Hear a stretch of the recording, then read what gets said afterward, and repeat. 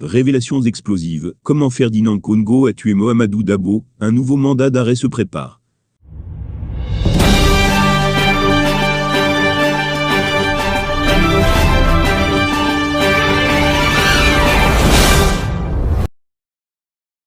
Vous ne rêvez pas, c'est une révélation faite par Boris Bertholdt, dans un long récit publié ce jour. Lecture. C'est une affaire digne des films d'horreur d'Hollywood. Au cœur, un monstre, le secrétaire général de la présidence de la République, Ferdinand Ngongo alias l'homme à Pink. Dans la tombe, Mohamedou Dabo, consul honoraire de Corée du Sud au Cameroun et richissime homme d'affaires. En outre, il était un témoin clé dans l'enquête sur les fonds Covid-19, où il devait fournir des explications sur le marché des kits pour près de 24 milliards CFA. Une enquête qui implique également Ferdinand Ngongo, le SGPR, toujours visé par un mandat d'amener du TCS. Mohamedou Dabo est donc décédé. Voici l'histoire de ces derniers jours, où il a tenté en vain d'échapper à la mort. Octobre 2022, Dabo, 63 ans, est déjà malade, et ressent l'urgence d'aller se faire soigner à l'étranger. On doit renouveler ses prothèses dentaires, et s'attaquer à d'autres maladies plus sérieuses. Son visage enfle, et sa prostate avance. Par le passé, il subissait des opérations régulières à l'étranger. Mais depuis juin 2021, qu'il est bloqué au Cameroun, interdit de sortie du territoire, il n'y parvient plus, et sa santé se dégrade. Il écrit au président de la République, Paul Biya, via le SGPR, l'homme à la Pink, Ferdinand Ngongo, pour demander une autorisation de sortie. Pas de réponse. Il saura seulement plus tard que le SGPR n'a pas transmis sa requête. Paul Biya n'aura donc jamais vu ce courrier. Novembre 2022, impatient et inquiet car il souffre, Mohamedou Dabo écrit à nouveau au chef de l'État. Cette fois, il passe par le directeur du cabinet civil, Samuel Mvondo Eyolo. Le chef de l'État sollicite l'avis de son ministre de la Justice.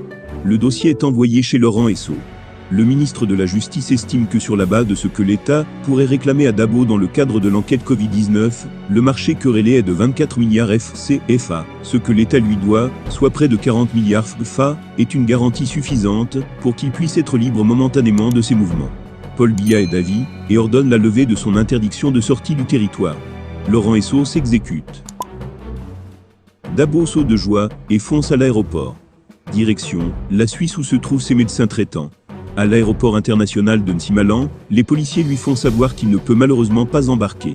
Les instructions viennent du patron, lui dit-on, à savoir du DGSN, Martin Bargangel. Le DGSN, lui, dira n'appliquer que des instructions données par le SGPR. Or l'interdiction a été levée par le ministre de la Justice. Ce n'est pas la première fois que Dabo est bloqué à l'aéroport toujours à la suite des manœuvres du SGPR. En avril 2022, le commissaire divisionnaire Oko Petit, chef de la division des enquêtes du corps spécialisé d'officiers de police judiciaire du TCS, agissant sur instruction du procureur général près le TCS, avait adressé le 08 avril 2022 au CEB/GN, au directeur de la police des frontières, au chef du bureau national d'Interpol, au commissaire des aéroports internationaux de Yaoundé, Douala et Garoua, ainsi qu'au reste des postes frontières et aux brigades et postes de gendarmerie, un message porté leur demandant de lever d'engorgement pour cause d'évacuation sanitaire et pour une durée de 0,3 mois à compter du 08 avril 2022, l'interdiction de sortie du territoire de Dabo. À l'aéroport, Mohamedou Dabo avait été refoulé sur instruction de Mbargangel, qui lui-même dira avoir reçu les instructions de Ferdinand Ngongo. Devant ce nouveau revers, en ce mois de décembre 2022, Mohamedou Dabo n'en peut plus, et voit sa fin poindre à l'horizon. Il engage une nouvelle démarche auprès de Paul Biya, en redonnant de nouvelles garanties.